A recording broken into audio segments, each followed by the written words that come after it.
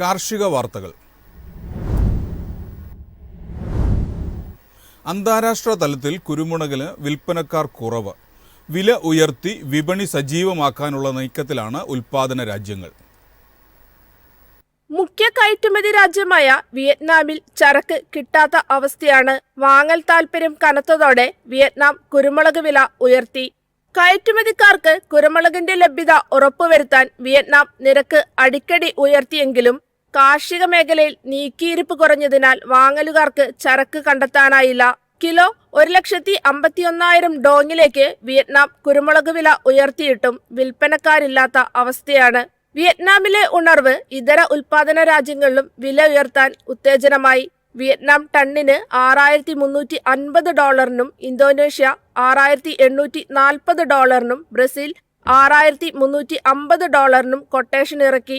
ഇതിനിടയിൽ white pepper വിലയിലും ഉണർവ് കണ്ടു. മലേഷ്യ വെള്ളക്കുരുമുളകിന് $11,100 ആവശ്യപ്പെട്ടപ്പോൾ ഇന്തോനേഷ്യ $9,000 വിയറ്റ്നാം $9,550 ചരക്ക് ഷിപ്മെന്റ് നടത്താൻ മുന്നോട്ട് വന്നു.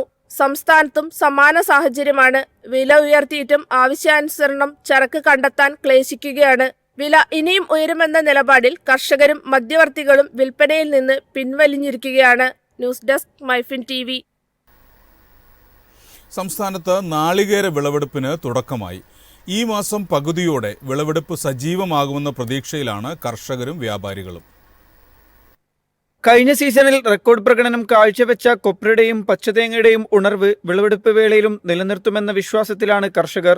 മധ്യകേരളത്തിലും മലബാർ മേഖലയിലും ചെറിയ തോതിൽ വിളവെടുപ്പ് തുടങ്ങിക്കഴിഞ്ഞു. ഈ മാസത്തിന്റെ രണ്ടാം പകുതിയോടെ ഇത് ഊർജിതമാകും. എന്നാൽ കാലാവസ്ഥയും കീടബാധയും തെങ്ങ് കൃഷിക്ക് പ്രതിസന്ധി സൃഷ്ടിച്ചിരിക്കുകയാണ്. ഇത് ഉൽപാദനത്തെ ബാധിക്കുമോ എന്ന ആശങ്കയും നിലനിൽക്കുന്നുണ്ട്. പുതിയ ചരക്ക് വരവിനിടയിൽ നാളികേരം ശേഖരിക്കാനുള്ള തയ്യാറെടുപ്പിലാണ് ചെറുകിട മില്ലുകാർ. കേരളത്തെ അപേക്ഷിച്ച് ക്വിന്റലിന് 150 രൂപ ഉയർന്നാണ് തമിഴ്നാട്ടിൽ ഇടപാടുകൾ നടക്കുന്നത്. കാങ്കയത്തെ വൻകിട മില്ലുകാർ രൂക്ഷമായ ചരക്ക് ക്ഷാമം നേരിടുന്നുണ്ട്. അടുത്ത മാസത്തോടെ ഇവിടെ ലഭ്യത ഉയരുമെന്ന പ്രതീക്ഷയിലാണ് വ്യവസായികൾ. തമിഴ്നാട് ലോബി അതിർത്തി ജില്ലകളിൽ നിന്നുള്ള പച്ചതേങ്ങയ്ക്കായി നീക്കം തുടങ്ങി. News desk MyFin TV. കാലാവസ്ഥയെ പ്രതിരോധിക്കുന്ന കൃഷിക്ക് പൂർണ്ണ പിന്തുണ നൽകുമെന്ന് നബാർഡ്. ഇതിനായി ബഹുമുഖ സമീപനം സ്വീകരിക്കുന്നതായും നബാർഡ് ചെയർമാൻ ഷാജി KV. ഡാറ്റാധിഷ്ഠിത പരിഹാരങ്ങൾ, അഗ്രി ഫണ്ട്, കാർബൺ ഫണ്ട് പോലുള്ള പുതിയ സാമ്പത്തിക സംവിധാനങ്ങൾ, ഏജൻസികളുമായും സംസ്ഥാന സർക്കാരുകളുമായും തന്ത്രപരമായ പങ്കാളിത്തം രൂപപ്പെടുത്തൽ എന്നിവയിലൂടെ കാർഷിക മേഖലയിൽ കാര്യമായ പ്രവർത്തനങ്ങൾക്ക് നബാർഡ് നേതൃത്വം നൽകുന്നുണ്ട്. കൂടുതൽ പ്രതിരോധശേഷിയുള്ളതും സുസ്ഥിരവുമായ ഒരു കാർഷിക മേഖല കെട്ടിപ്പടുക്കുകയാണ് നബാർഡ് ലക്ഷ്യമിടുന്നത്. കാലാവസ്ഥാ നയത്തിനനുസൃതമായി നൂതനമായ സാമ്പത്തിക സഹായങ്ങൾ സൃഷ്ടിക്കുന്നതിന് ഗ്രാമീണ ധനകാര്യ സ്ഥാപനങ്ങളുമായി സഹകരിക്കുന്നതിൽ ശ്രദ്ധ കേന്ദ്രീകരിക്കുന്നുണ്ടെന്ന് നബാർഡ് ചെയർമാൻ ഷാജി KV പറഞ്ഞു. വിളകളെക്കുറിച്ചുള്ള ഡാറ്റ, കർഷകരുടെ KYC, ഭൂമി വിശദാംശങ്ങൾ എന്നിവ സംയോജിപ്പിച്ച് മികച്ച തീരുമാനമെടുക്കലിനും മെച്ചപ്പെട്ട സാമ്പത്തിക സേവനങ്ങൾക്കുമായി ഒരു ഏകീകൃത പ്ലാറ്റ്ഫോം നൽകുക എന്ന ഡാറ്റാ വെയർഹൌസിന്റെ ലക്ഷ്യം ഗുണകരമാണെന്നും അദ്ദേഹം വ്യക്തമാക്കി. News desk MyFin TV. ഇന്ത്യയെ മഞ്ഞളിന്റെ ആഗോള കേന്ദ്രമാക്കി മാറ്റും. ഇതു സംബന്ധിച്ച റിപ്പോർട്ട് ഈ മാസം 15-ന് പുറത്തിറങ്ങും.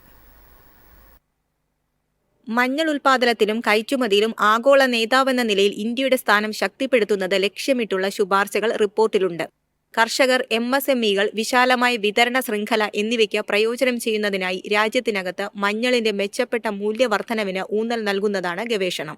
Indian Council for Research on International Economic റിലേഷൻസും ആംവേ ഇന്ത്യ എന്റർപ്രൈസസും സംയുക്തമായാണ് ഗവേഷണത്തിന് നേതൃത്വം നൽകിയിരിക്കുന്നത്.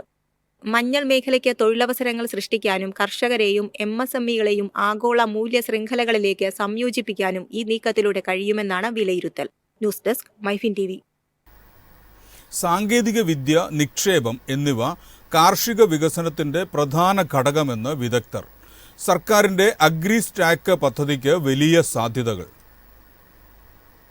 കാലാവസ്ഥാ വെല്ലുവിളികൾക്കിടയിലും കാർഷിക വികസനത്തിന് സാങ്കേതികവിദ്യ, ഡിജിറ്റലൈസേഷൻ, അഗ്രിടെക്കിലെ പൊതുനിക്ഷേപം എന്നിവയാണ് പ്രധാന ഘടകങ്ങളെന്ന് കാർഷിക മേഖലയിലെ വിദഗ്ധർ.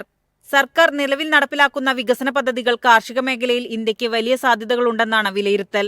ശ്രീറാം ബയോസീഡ് ജെനറ്റിക്സിന്റെ executive director doctor Paresh Varma വ്യക്തമാക്കി. സാങ്കേതിക വിദ്യയുടെ നേട്ടങ്ങൾ കർഷകർക്ക് ലഭിക്കുന്നതിന് എല്ലാ പങ്കാളികൾക്കിടയിലും ഒരു രാഷ്ട്രീയ ഇച്ഛാശക്തിയും ഏകോപനവും വേണമെന്നും അദ്ദേഹം ആവശ്യപ്പെട്ടു. കർഷകരുടെ ചെലവിന്റെ 10% വിത്തിനങ്ങൾക്ക് മാത്രമാകുന്നുണ്ടെന്നും അദ്ദേഹം വ്യക്തമാക്കി. അഗ്രിസ്റ്റാക്ക് പദ്ധതി, ഇൻഷുറൻസ്, ബാങ്കിംഗ് ചെലവ് കുറയ്ക്കുമെങ്കിലും പല സ്ഥാപനങ്ങളും ഇതുമായി സഹകരിക്കുന്നില്ലെന്നും വിദഗ്ധർ വിലയിരുത്തുന്നു. News desk, MyFin TV.